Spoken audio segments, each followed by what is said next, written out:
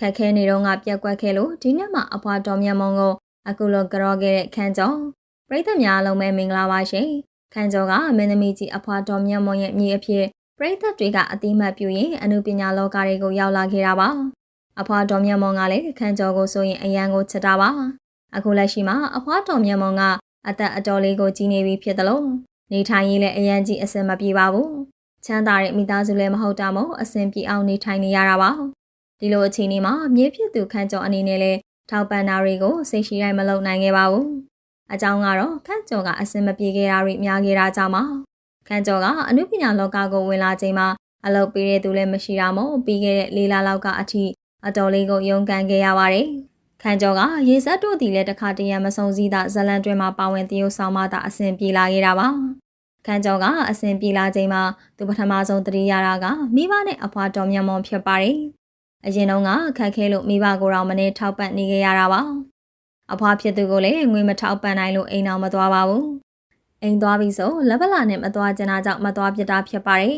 တချို့ကတော့ခန့်ကျော်ကအဖွာကိုပြစ်ထားတယ်လို့ထင်ကြတာပါတကယ်တော့ခန့်ကျော်စိတ်ထဲမှာအဖွာကအမြဲလိုရှိပြီးသားဖြစ်ပါတယ်ဒါကြောင့်မို့လေအလုပ်တွေအဆင်ပြေလာချိန်မှာအဖွာကိုတတိယကငွေထောက်ပံ့ခဲ့ပါတယ်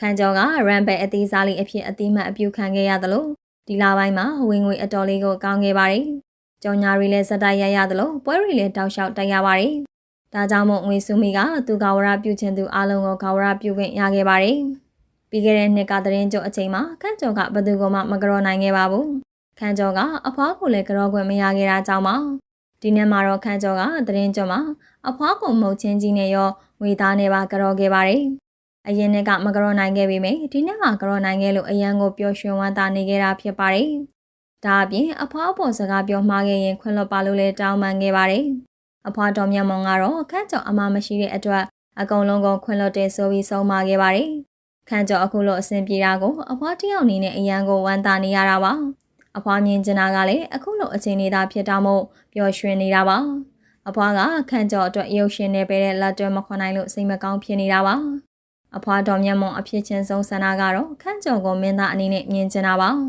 မင်းသားအဖြစ်တရုပ်ဆောင်တာကိုမြင်ရတဲ့အချိန်ထိအသက်ရှည်ခြင်းသေးတယ်လို့အဖွားတော်မြတ်မွန်ကသူ့ဆန္ဒကိုပြောခဲ့ပါတယ်ခန့်ကျော်ကလည်းအဖွားမြင်ချင်တယ်လို့မင်းသားဖြစ်အောင်ကြိုးစားပြချင်တာဖြစ်ပါတယ်အဖွားတော်မြတ်မွန်ရဲ့ဆန္ဒကိုတစ်ဖက်တစ်လမ်းကနေဖြည့်ဆည်းပေးချင်တာကြောင့်ပါဒါအပြင်အဖွားနဲ့အတူကြောင်ညာတွေလည်းအတူရိုက်ခဲ့ပါသေးတယ်အဖွားကနောက်ဆိုရင်အိယာတွေကနေမထားနိုင်လောက်တဲ့အထိဖြစ်သွားနိုင်တာမို့ကျမနေတော့မှအနုပညာပုံရိပ်တွေအတူဖန်တီးခွင့်ရလို့လေခန့်ကျော်ကအတိုင်းမသိဝမ်းသာနေတာဖြစ်ပါတယ်ခန့်ကျော်ကဒီနေ့မှမိခင်နဲ့ညီမလေးကိုလည်းသူအတန်းတိုင်းဆုံးထောက်ပံ့ပေးခဲ့ပါတယ်ပရိသတ်ကြီးတို့ရောခန့်ကျော်အပေါ်ဘယ်လိုမျိုးမြင်မိလဲဆိုတာကောမန့်မှာရေးခဲ့ကြပါအောင်ရှင်ကြည့်ရှုပေးခဲ့ကြတဲ့အတွက်အားလုံးကိုကျေးဇူးအထူးတင်ရှိပါတယ်